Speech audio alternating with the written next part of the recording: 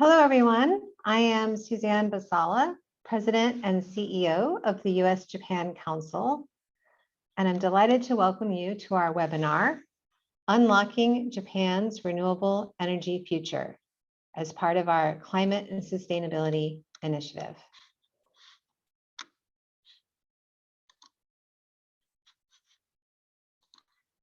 Before we get going, I would like to point out that our program is available in both English and Japanese.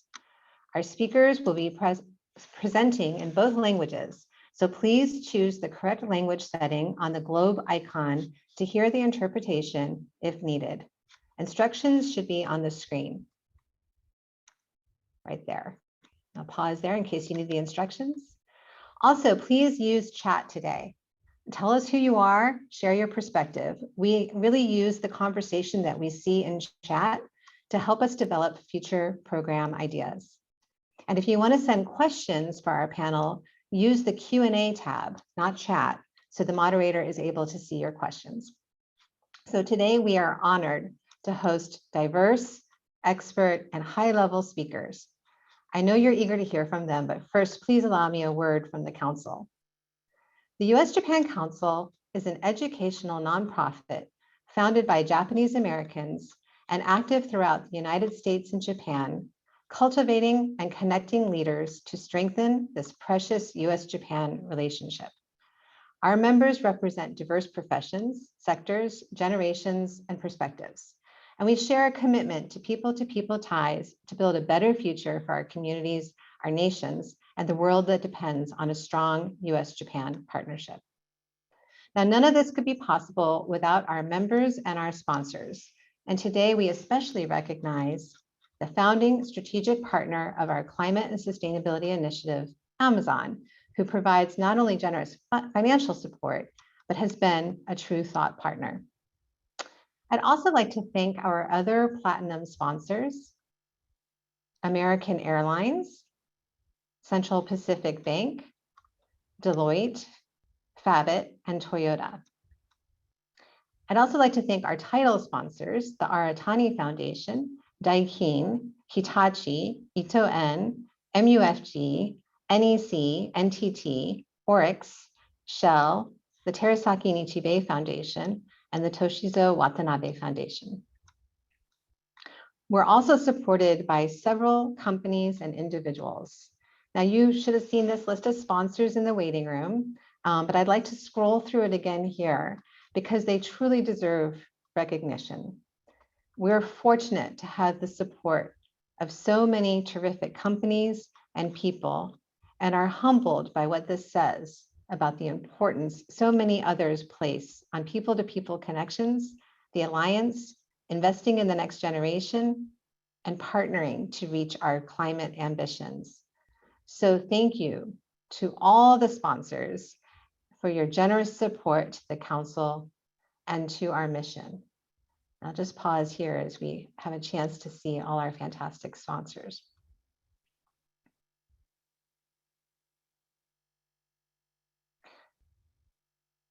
Lastly, I would like to thank Pictor for their collaboration on today's webinar. Now, to set the scene for our dialogue, we're honored to welcome Dr. Aya Kameda. Aya is a general manager at Shell with extensive experience in the industry from the United States, Japan, and other global perspectives. She is also a member of the board at the U.S.-Japan Council Japan, and she's a role model for me, mentor, and an inspiration to many. So with that, Aya, thank you so much for being with us, and the floor is yours. Thank you, Suzanne. It means a great deal coming from you. I respect you a lot, and you're my mentor. Thank you so much for having me as a moderator. This is the second webinar series for the Climate and Sustainability Initiative, just started in 2022. In the last one, we learned that Japan actually has much potential renewables. So today, we have a wonderful group of panelists to share with us how we can then unlock and unleash Japan's renewable energy future. So before we begin with the panelists, we would like to have a recorded message from Governor Koike. Governor Yuriko Koike has been a governor of Tokyo since 2016 and had been a member of House of Representatives in Japan from 1993 to 2016. And he has been a very active participant and speaker for USJC. So I'd like to hand the screen over for the video and recorded message by Governor Koike. Hello, everyone. I'm Koike Yuriko, the governor of Tokyo. I'd like to thank you for giving me the opportunity to speak today following last year's annual general meeting. We have no time to lose in the race against climate change. UN Secretary General Antonio Guterres recently warned us that the climate time bomb is ticking. We have to accelerate our concrete actions. The Tokyo Metropolitan Government, also known as the TMG, is collaborating with cities around the world to share knowledge and initiatives aimed at resolving issues. Last year, we launched a new international network called GNETS, which stands for Global City Network for Sustainability, under the concept of Sushi Tech Tokyo. And Sushi Tech is an acronym that stands for Sustainable High Tech. We held the Leader Summit in February and saw participation from 34 prominent city leaders, including 4 United States cities, New York City, Los Angeles, Miami, and Lancaster. In March, I exchanged views on climate change measures with Lieutenant Governor Kunarakis of California. Tokyo has a long-standing city-city relationship with New York City and has signed an MOU with Los Angeles. We greatly value our collaborative efforts with U.S. cities. Tokyo will halve carbon emissions by 2030 via a strategy entitled Carbon Half and reach zero emissions by 2050. In addition to making renewable energy a major energy source, we will promote strategic initiatives in a variety of fields. We recently established a board of experts to help accelerate the implementation of renewable energy. By utilizing leading technologies, we will maximize the city's potential. As the global energy crisis has become ever more apparent due to Russia's invasion of Ukraine, the first thing we can do is to save, generate, and store electricity. The TMG is developing a campaign titled HTT, which is an acronym of the Japanese words herasu, save, tsukuru, generate, and tameru, store. There is an enormous potential to change the future when everyone in the city is working toward the same goal. Effective measures for buildings are essential for achieving zero emissions. Buildings, including office buildings and houses, account for about 70% of CO2 emissions in Tokyo. Tokyo has been operating an urban cap-and-trade program since 2010, ahead of the rest of the world. We have achieved a 33% reduction in emissions through this program, which requires large office buildings and other facilities to reduce emissions. This program is highly regarded globally, and we have even provided our program design know-how to New York City. We are currently working to further strengthen and expand the CAP program through ordinance revisions. Buildings are used for decades. Houses constructed from now on are expected to account for 60 to 70% of all houses in 2050. This makes environmental performance at the time of construction extremely important. The TMG enacted a new ordinance requiring businesses that supply over a certain number of new houses in Tokyo to install solar panels. This system will come into effect in April 2025. There are many houses in the city. However, the current solar installation rate in Tokyo is only 4%. This approach of utilizing the potential of residential roofs in Tokyo, where 14 million people live, will serve as reference for other major cities around the world. Installing solar panels offers a few advantages, such as lower electricity bills, the potential to earn money from selling excess electricity, and a continuous supply of electricity during power outages. For example, a 4 kilowatt solar panel can cover about 80% of the average annual power consumption of a general household. Combined with subsidies from the TMG, the average household could recoup the installation costs within 6 years or so. Additionally, we started a group buying scheme that gives a 10% discount on solar panels and storage batteries when purchased by a group of consumers. Perovskite solar cells, a leading Japanese technology, are attracting attention from all over the world because they are thinner, lighter, and more flexible.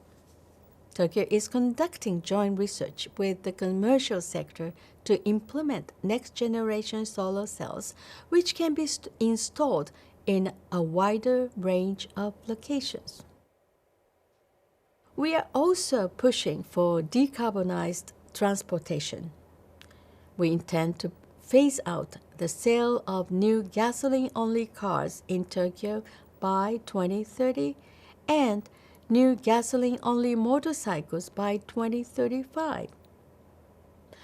Japanese motorcycles have a large share of the world market, and I believe accelerating the shift to non-gasoline motorcycles will bring great results.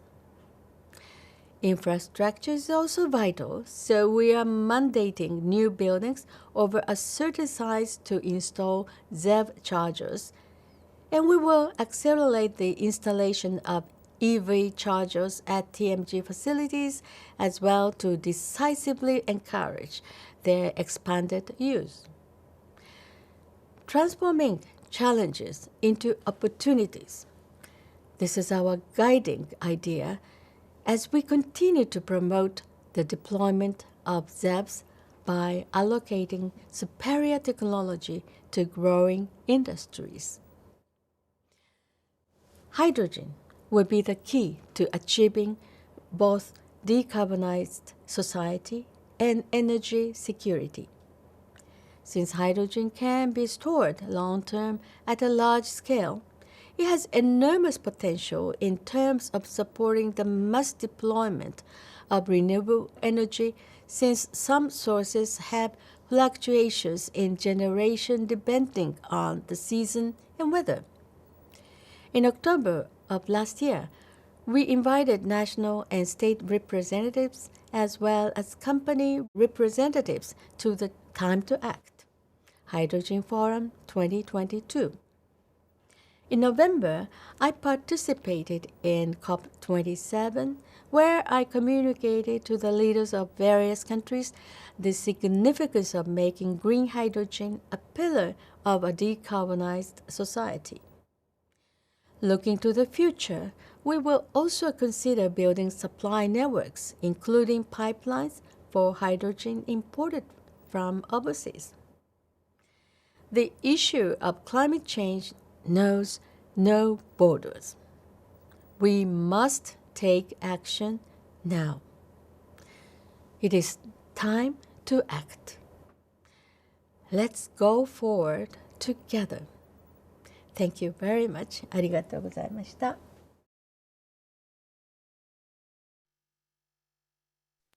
Thank you, Governor Koike, for the inspirational message. Quite impressive initiatives on efficient buildings, utilizing rooftops, multiple subsidies that help people, and collaboration across different sectors. So it is indeed time to act. I would like to now introduce the list of panelists. If I may ask other three panelists to turn your videos on and maybe have the PowerPoint slide where we introduce each of the panelists, please. Hello, everybody. Do we have the PowerPoint? Yes. The first panelist I'd like to introduce is Mr. Naoaki Nick Eguchi. He is a partner and a co-head of Renewable Energy Group for Baker McKenzie. And today he will be sharing us a perspective of the supply side and setting the scene on the Japanese regulations and supply private sector framework. So welcome, Nick, and looking forward to hearing from you. The next panelist I'd like to introduce is Dr. Ken Haig. We could go to the next slide. Ken is Head of Energy and Environmental Policy for Amazon Web Services. And Amazon is the largest corporate buyer for renewable energy globally. So we're keen to hear his perspective from the demand side of the private sector and what has worked in Japan in terms of renewable energy adoption. Thank you, Ken, for joining us. And thank you for the sponsorship on the Climate and Sustainability Initiative. The next speaker I'd like to introduce is Mr. Yusuke Matsuo. Mr. Matsuo is a director of Business Task Force, the Institute for Global Environmental Strategies, IGES.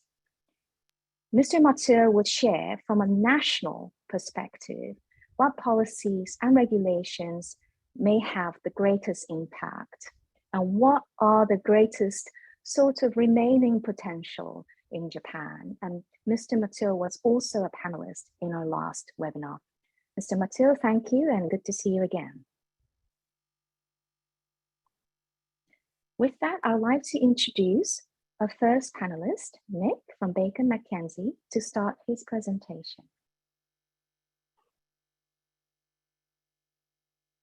Thank you, Kameda-san, the kind introduction. Thank you very much for inviting me this interesting webinar. I'm Nick Eguchi, a partner of Baker McKenzie Tokyo office. I'm a Japanese lawyer, and I'm helping generation side of the renewable power. Today, I have 5 minutes for introduction of the generation side point of view for renewable development. Next slide, please.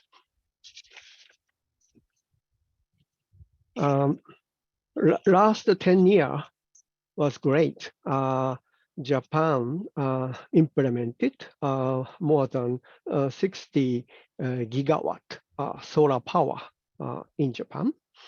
And the wind power and biomass power, geothermal power, small hydro follow the solar power installation.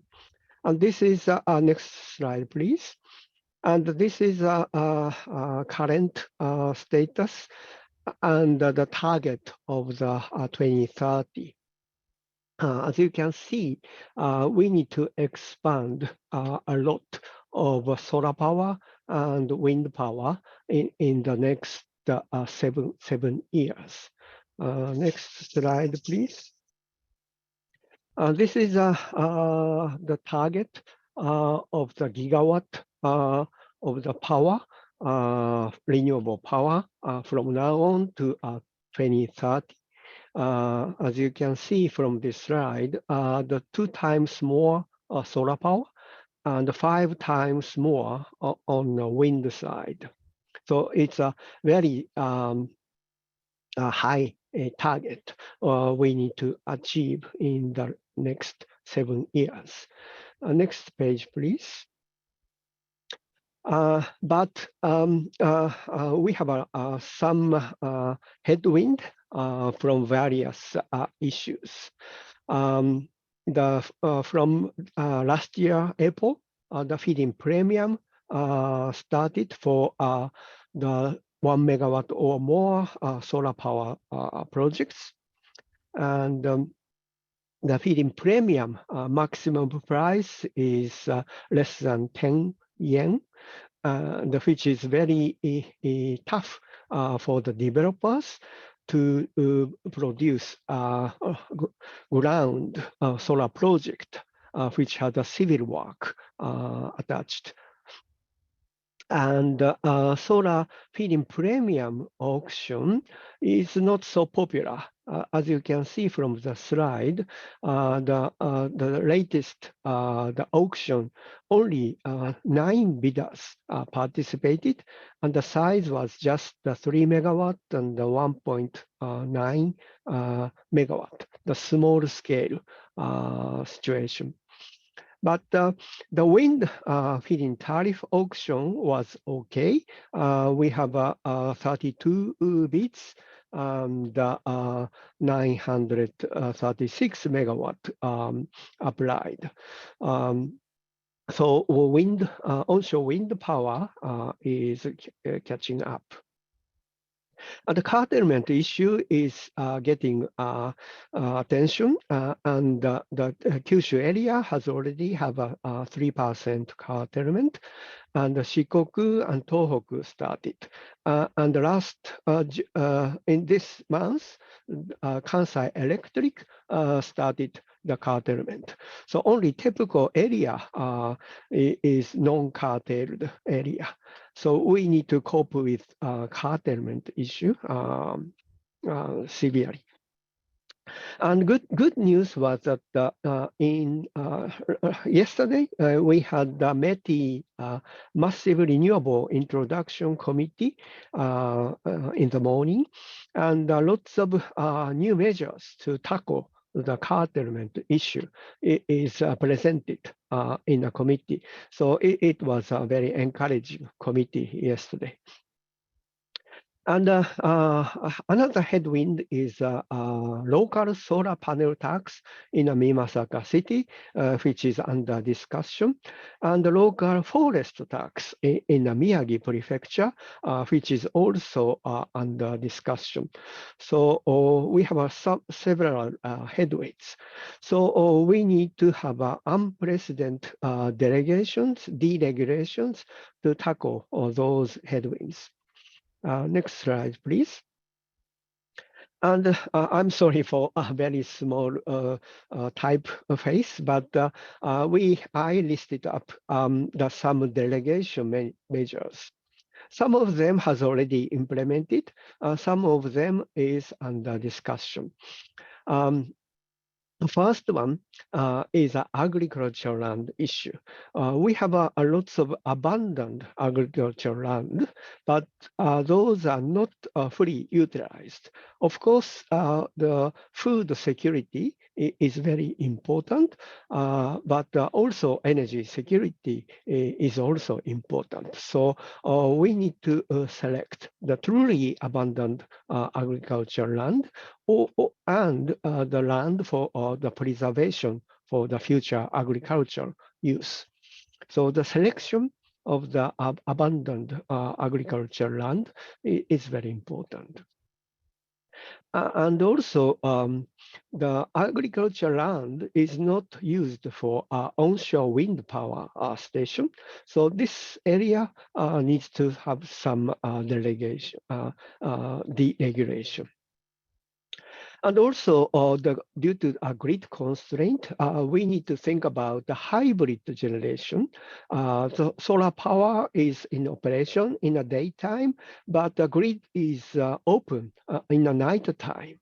So we can use wind power in the night time for to the maximum use of the grid capacity. And the solar sharing over the grid, over the agricultural land is another issue. Currently, the exemption is only 10 years. But we need a 20 years exemption for financing. This is also another issue. And Governor Koike touched upon the rooftop solar, but the legal system for the rooftop lease is not enough for Japanese civil code system. We need a perfection system for rooftop solar to boost the rooftop solar installation. We have an unknown land space, which is an obstacle for the renewable development. Good news is that the civil code is revised from this April, and we have measures to clear up the unknown land issue. So this is a good news. Another good news is the airport adjacent land space is open up to a public auction, which is about 2,300 hectares worth of solar power generation. And this is good news. And local governments are implementing the promotion zone for renewable energies. So this is also a good movement. And the expansion of floating solar is another space for solar power. And the METI is implemented, the user-driven alliance for solar power installation. This is a user side, demand side initiative to implement further solar power in Japan.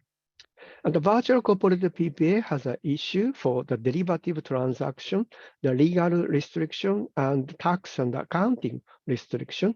And we think we need to resolve this issue probably this year. And the grid side battery is a good strategy to stabilize the grid situation and reduce the curtailment issue. So we need expand grid side battery project further with METI subsidies. And the enforcement of the renewable energy law was already done for April 1st. So the next year, we can implement the replaced solar power station panels and added solar panels on top of the existing solar stations. This is a good news. And also, amended regulation allow you to add on the batteries to the existing solar panel stations. This is a good solution for stabilized output. Next slide, please. This is the picture of the virtual corporate PPA.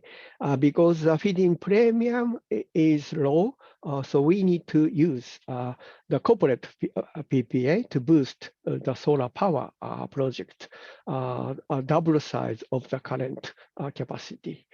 So those are lots of menus we need to tackle, but I'm sure we have lots of positive changes, so we need to boost the further changes. Thank you very much. I'm happy to talk afterwards. Back Thank to you so Kameda-san. much, Nick. Yes, thank you so much, Nick. I didn't realize how many opportunities we had to tackle, as you mentioned, deregulation menu, and great to see a very detailed and extensive list. And what a great segue to talk about virtual PPA and how that could enable and boost more projects in the funnel. I'd like to now ask Ken from Amazon to tell us a little bit about the demand side and what you see from Amazon's perspective. Great, thanks, Aya, and thanks, Egoist-san, for the great introduction. So I'm coming from Amazon Web Services. That's the cloud computing part of larger Amazon. But we have a number of Amazon-wide goals that I'll share with you now and talk through how we've approached renewable energy procurement in Japan in particular. Can we go to the next slide, please?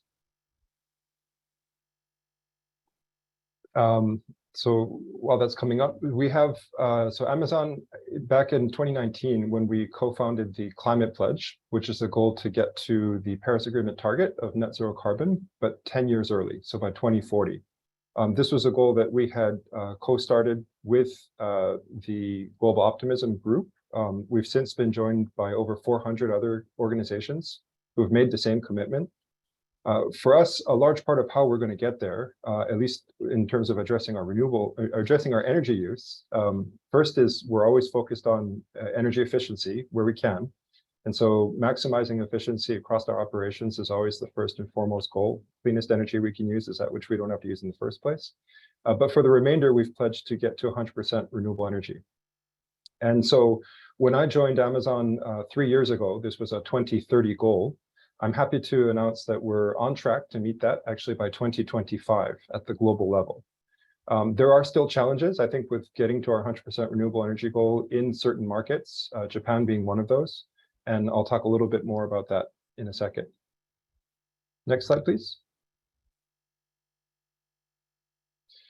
So we've got, I think as Aya-san mentioned at the beginning, we've got over 400 projects around the world today. Amazon has been the world's largest corporate buyer of renewable energy globally for the last 3 years running.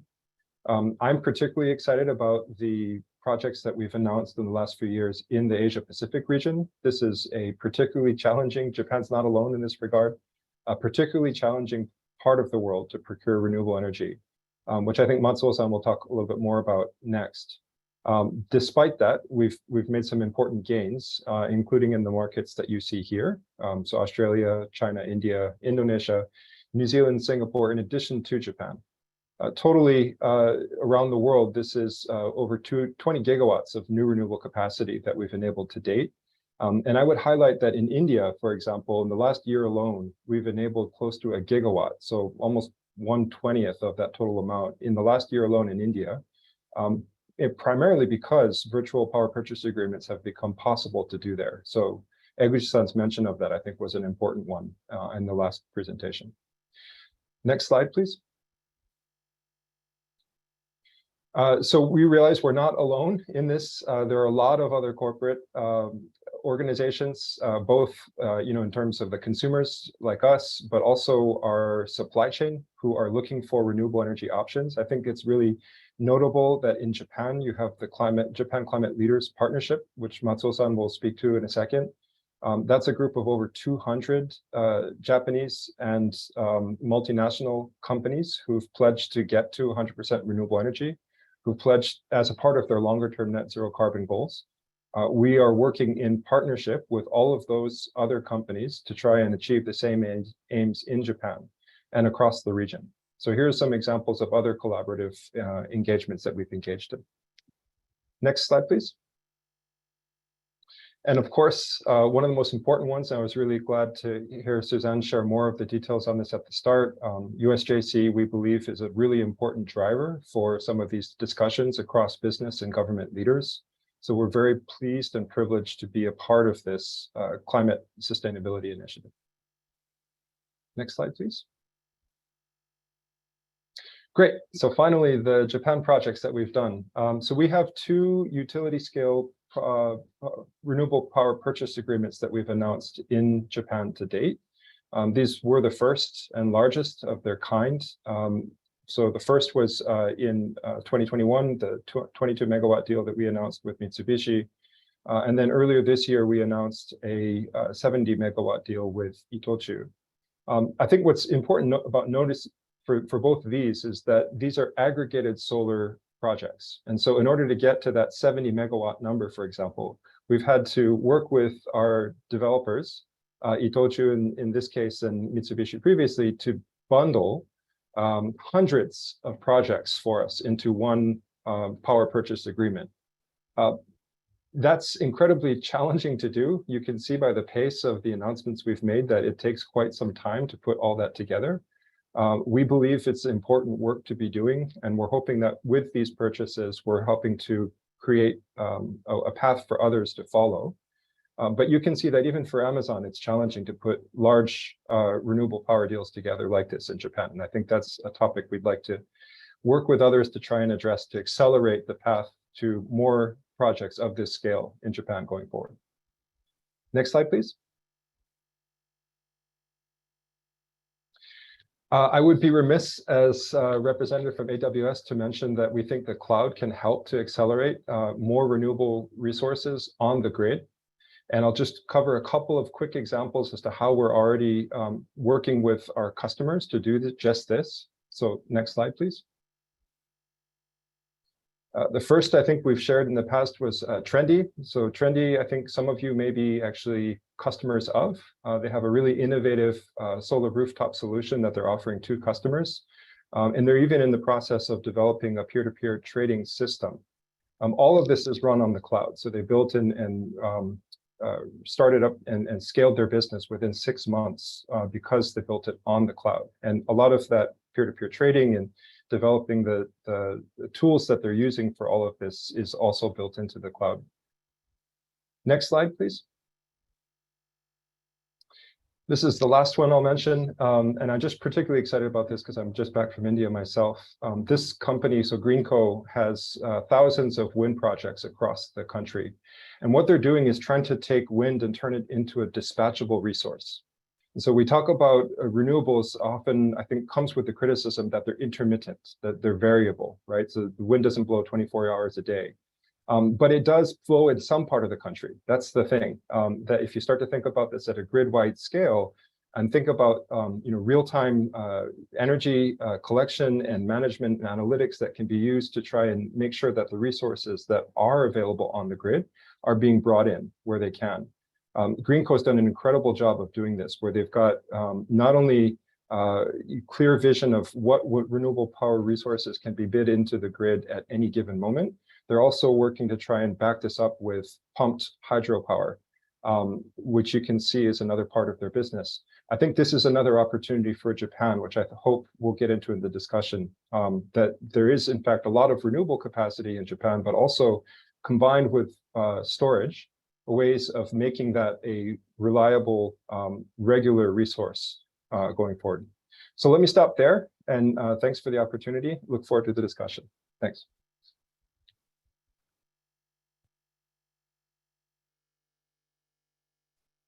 Thank you so much, Ken. Wonderful presentation, and what an interesting idea to use wind as a dispatch energy. Next, I would like to ask Matsuo-san to present from your perspective, a broader national Japan futuristic perspective. Where shall we go, and how do we unlock the potential for renewables?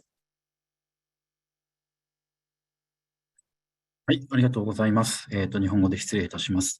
今日はですね、IDES という研究機関のステータスで出ておりますけれども、私はですね、先ほど紹介もありました、日本気候リーダーズパートナーシップ JCLP というですね、企業のネットワークの事務局長も務めております。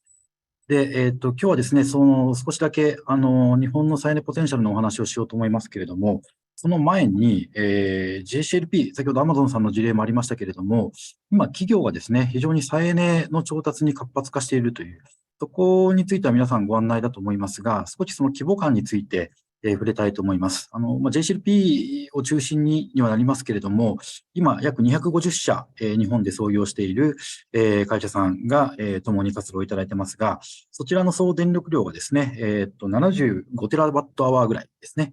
こちらざっくり、日本のですね、電力消費の8%、9% ぐらいを占めます。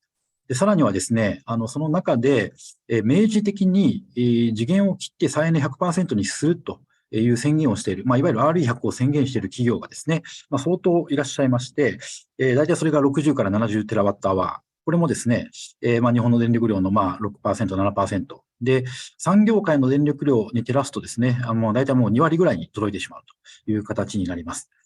で、100% を宣言している企業だけでもこれだけいるんですけれども、まだ 100% は宣言してませんけれども、相当再エネをやりたいという企業が増えてますので、今、本当に再エネ需要というものが、莫大になっていると。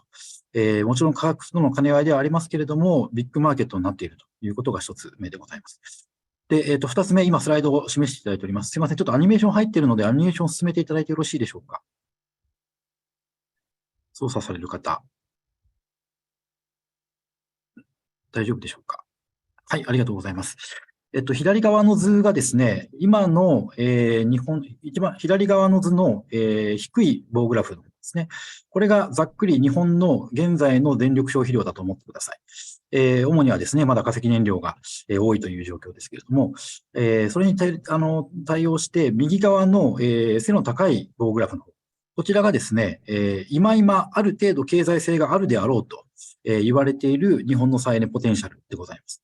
もう今の段階でですね、日本において、再エネ高いと言われますけれども、それなりに経済性があると言われているものについてもですね、ポテンシャルとしては今の電力消費をですね、十分賄って、2倍ぐらい賄えるというぐらいのポテンシャルがあるということです。で、さらにですね、ちょっと右のwithin territorial sea って書いてあるものと、including EEZ っていうものがありますけれども、ちょっと注目いただきたいのが、日本はやっぱり再エネ厳しいんじゃないかという話が多々あるんですけれども、実は、今まで日本は、冒頭のニックさんの話にもありました通り、相当太陽光に力を入れておりました。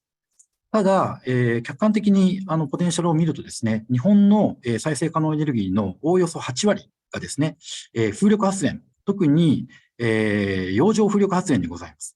で、そこに日本はこれまであまり目を向けてこなかったという歴史がございます。ただ、そこにこれから目を向けていこうという流れが今急速に始まっておりまして、産業界、政府ともに検討を加速させているというような状況でございます。で、ちなみに海の風力といってもですね、いくつか種類があるんですけれども、ざっくり、分けるとですね、近場の海と、遠くの海という分け方がございます。で、近場の海はですね、いわゆる領海と言われる、日本の沿岸の、10キロとかですね、15キロぐらいなんですけれども、さらには、排他的経済水域 EEZ というものがございます。で、これまでですね、いろんな研究機関とか政府に関しては、日本の洋上風力のポテンシャルについては、本当の近場の方のポテンシャルだけ見てたんですが、今世界で動いているのは EEZ も加味した形で、再エネを開発していこうという動きがございます。で、ちなみにその近場の海と、EEZ を加味した場合のですね、規模感の違いを右の方に書いておりますけれども、近場の海だけ、見てもですね、日本の電力量の相当部分は賄えるんですけれども、EEZ に目を向けるとですね、一気にそのポテンシャルが5倍になるというような形でございます。すなわち、日本は実は非常に再エネポテンシャルが、あるということなんですけれども、それよりも重要なのは、今政府及び産業界がこの莫大なポテンシャルに、初めて目を向け始めた。で、おそらく今年度中にこの付帯式 EEZ を含む目標値の設定がされると思いますけれども、そこがですね、日本の再エネポテンシャルを、まさにアンロックして、今までとは全然違う世界がやってくるという、そういうですね、今非常に重要な期間にあるのかなというふうに思います。深掘りに関しては質疑応答の方でさせていただきたいと思いますので、まずは一旦ここで終わらせていただきます。ありがとうございました。Thank you so much. I think in the last seminar, we talked about the potential for offshore wind. And in this seminar, I think the message is floating offshore wind, including EZ, has massive potential. I would like to encourage the audience to start thinking about questions for the panelists. Please use the Q&A box, not the chat box, if you have a question. So let's see if we have a few questions to tee up the discussion for the panelists. Tokyo Governor Koike's video and reflecting about all the initiatives done in the Tokyo metropolitan government, and looking at the United States, where states like Hawaii, which we touched upon in the last seminar, that it has so much authority on the state level. How is Japan? Is Japan's energy renewable policy more on a national level? How are the regions or prefectures handling it? Maybe I would ask this question for Nick. Thank you, Kameda-san. Yeah, that's a very good question. Now, actually, we have several regional cities and prefectures who are very active on renewables. The good example is Kita-Kyushu City. They are implementing port harbor floating offshore wind. Actually, Baker McKenzie helped recently 220 megawatt the offshore wind, bottom fixed offshore wind in Hibiki port. Kita-Kyushu City is looks like a training house. They are very active on the promotion of the renewable power. It's a regional industry program for boost the Kyushu economy by the renewable power. That is Kita-Kyushu City. Also, Akita Prefecture is very active on floating, bottom fixed offshore wind. They have lots of pipeline of the offshore wind. And also Odawara City selected the new promotion zone to boost the renewable. So we have a national power and regional power together. Brilliant, thank you. Maybe next question for Ken. As you have worked in various countries, looking after Asia Pacific and also Amazon's experience in the United States, what do you see as a difference between, let's say, US and Japan and the way the policies, the regulations are implemented? And how does it impact your goals of the climate target in this particular market? Well, if I might sort of piggyback on Eguchi-san's response from the last section, I think one thing that we see as a difference at the national level, say US as compared to Japan, it's true for both national and state or prefectural level. So I think just a greater level of ambition at this point.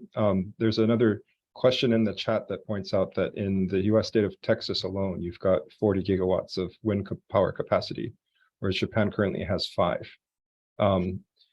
As to Matsuo-san's point earlier, Japan has actually, if you take a more expansive view, hundreds, if not thousands of gigawatt capacity across the country. The problem is, how do you set that ambition at the national level? How do you implement that in at a prefectural level? I think some of the things that Eguchi-san also mentioned, around access to abandoned agricultural land, and not just for solar projects, but for onshore wind, for example. These are the kinds of solutions that has to be addressed at the national level in Japan, but could be solved for potentially by creating, say, a special economic zone or some other means of accelerating development in key areas as a showcase example. I think that's really been an important function. You mentioned the Hawaii example from the last seminar.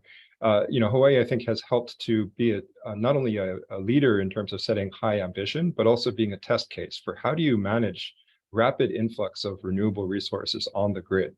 And they've had a particular challenge, right, with having to do this on an island by island basis. I think that's the other thing that we tend to forget about Japan, is that you've got, islands to deal with, but even on the main island of Honshu, you have 2 separate grids, right, running at different frequencies on the east and the west. And so how do you integrate all of these new renewable resources at a national level when you've got, a utility sort of districts that are set up at a regional level? That coordination, I think, is another area where we would love to see, more progress. Generally speaking, I think I'm supposed to be coming from this from a consumer perspective. I think, we talked about some of the available avenues for purchasing renewable power in Japan today. So I do think we're going to see more corporate power purchase agreements going forward. To be honest, there aren't a lot of retail options available in Japan today. So one of the challenges, if you were to go and ask your utility for a green power option, for a lot of companies like ours, additionality really matters. We're trying to make sure that when we purchase renewable power, we're doing so in terms of purchasing resources that go above and beyond what's available on the grid today. We want to make sure that our spending power is being used towards creating new renewable resources for the grid. We're not able to do that through retail options available today. And so I think a lot of companies will increasingly be looking at corporate PPAs in Japan. There are some challenges with executing those. It's still difficult. The concept needs to be socialized. For virtual PPAs, I think Eguchi-san mentioned, there's still some tax and accounting issues. There's actually an upcoming seminar on this at the American Chamber of Commerce in Japan soon, which you can get some more details and discussion on. I think that's next week. But generally speaking, I think we're going to see an expansion of those PPAs. The next issue we have to tackle is the one that Matsuo-san mentioned, which is increasing supply. Renewable power in Japan is still very expensive. You asked about my regional view. It's still very expensive relative to other markets in region. Costs should be coming down more. And in part, it's because there's just very limited supply. Small pie, lots of people competing for the same pie, which is why we, as a part of JCLP and other organizations, are trying to increase that pie for all. Brilliant. Thank you so much.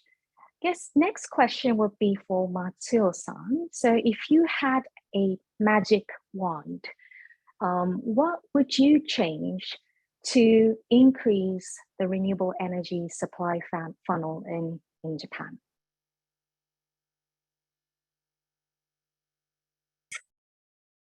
はい。非常にユニークかつ難しい質問をありがとうございます。魔法の杖ということで、ちょっと、少しね、発想を広げて考えたいなと思うんですけれども、冒頭私も申しました通り、日本で再エネ需要っていうのはもうたくさんございます。お客さんがいないことはありません。もちろん安くっていうところはね、商売の基本、お客さんのニーズの基本ですけれども、お客さんたくさんいますと。で、供給側のポテンシャルがあるのかないのかっていうともう、先ほど私が示した通り相当ございます。ただ、今本当にたくさんあるところに目を向けてこなかったっていうところがあります。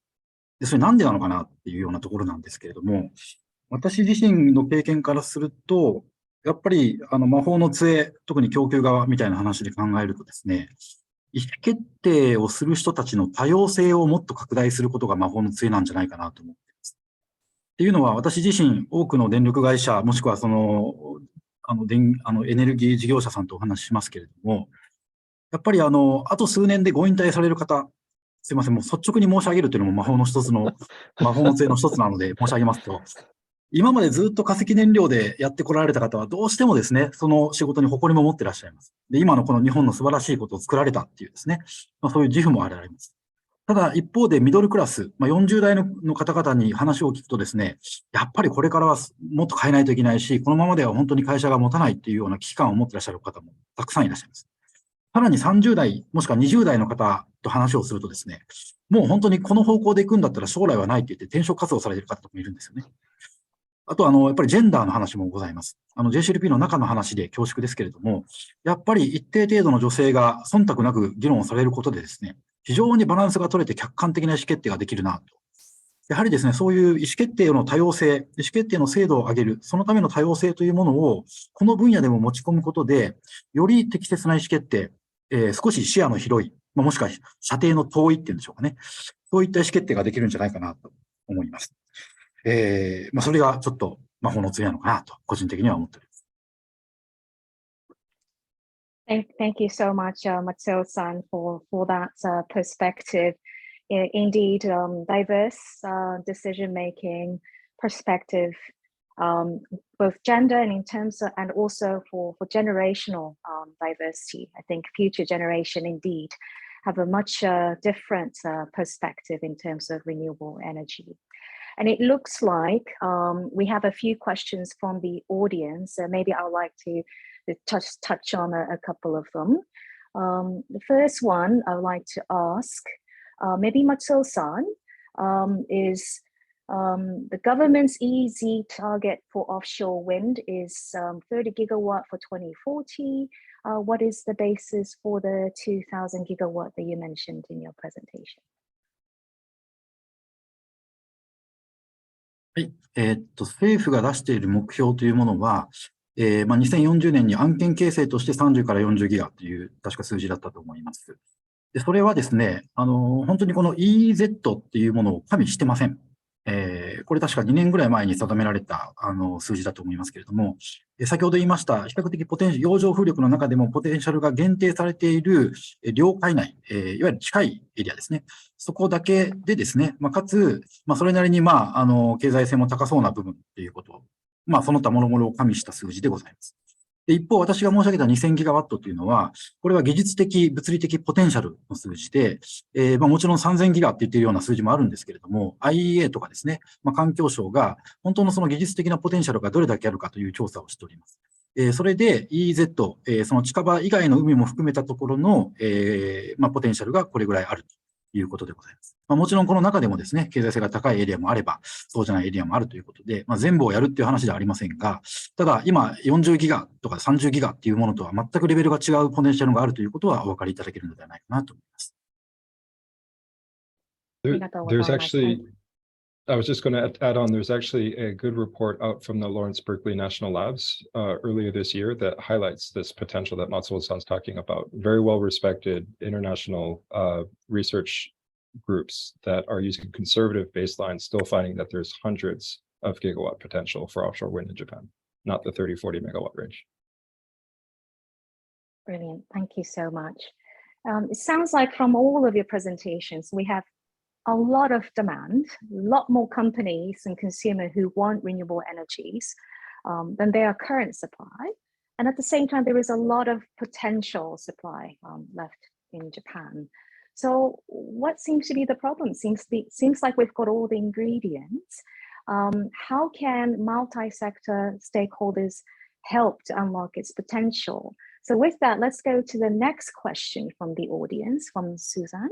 What do you think are the most significant obstacles to reaching the potential of renewable energy? Example, technology innovation, government regulation or deregulation, and consumer reluctance, etc.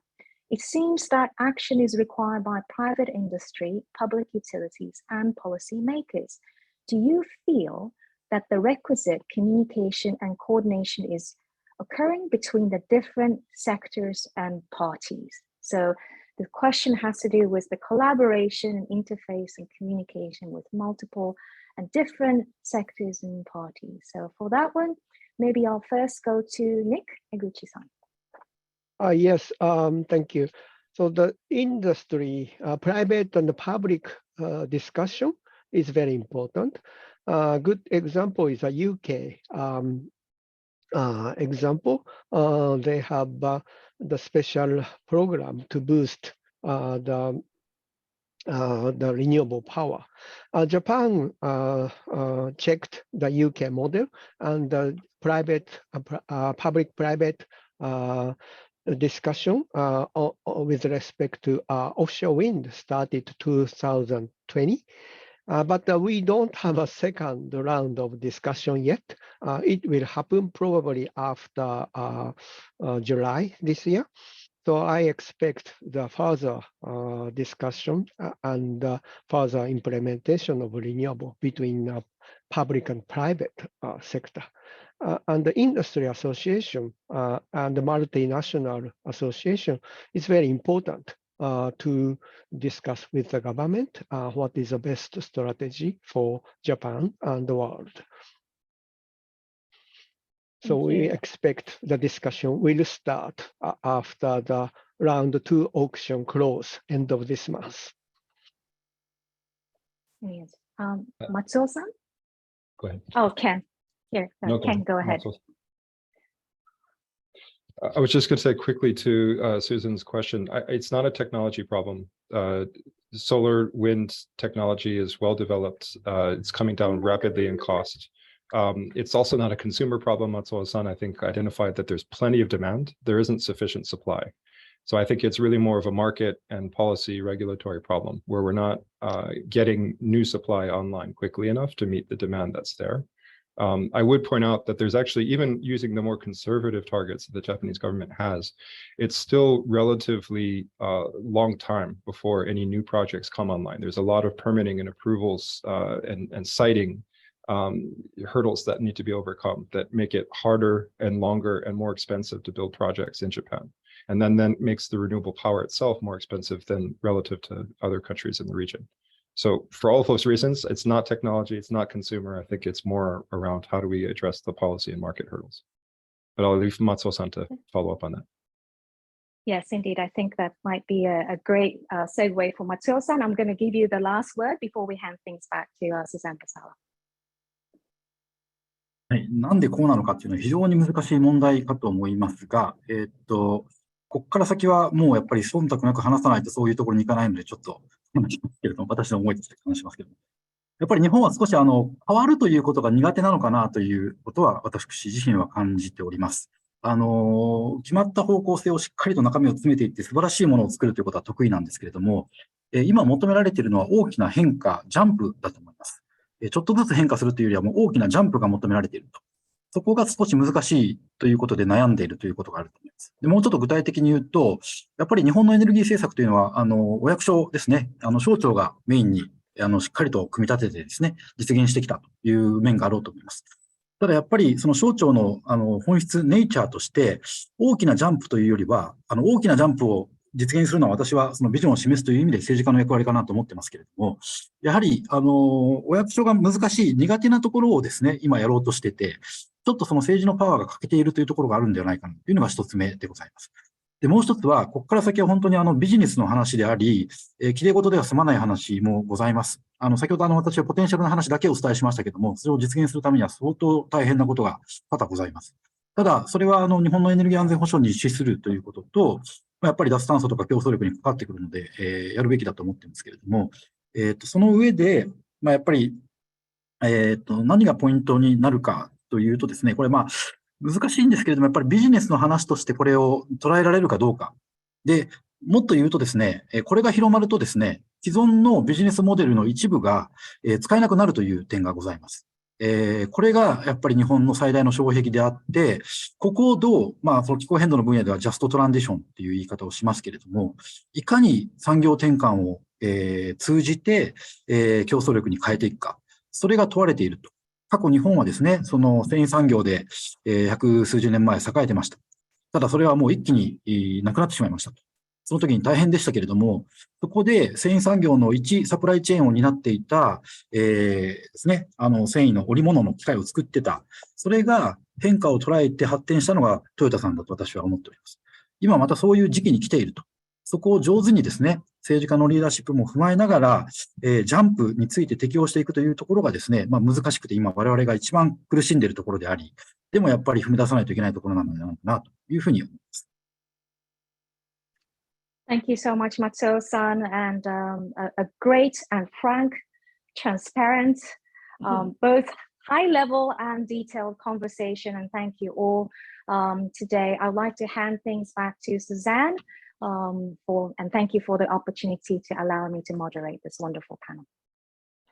Thank you so much, Aya, and the speakers for that great discussion. As always, my head is filled with all these different topics I would love to see us follow up on. So wonderful discussion. And also thanks to Governor Koike and her team for sharing her inspiring video and very informational video.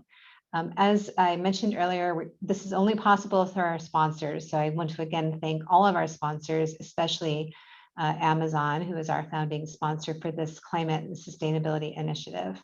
Thank you all for coming as well.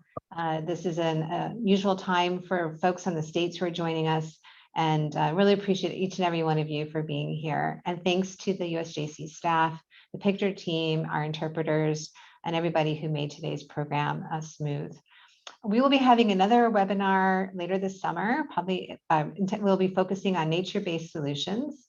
And also, we will be looking at a number of ways of looking at climate and sustainability issues in our upcoming annual conference, which will be taking place in Washington, D.C. on November 8th and 9th, including a sustainability roundtable prior to the conference. So please plan to join us. The information is on the screen and on our website. If you want to learn more about USJC or donate to support activities like these, please learn more at the web address, which is in the chat. So this concludes today's webinar. If you are participating in the follow-on after session, that will begin at 15 minutes after. and you can join by the separate link that was emailed to you when you registered. Otherwise, thank you so much for being part of our community. Please stay safe and healthy.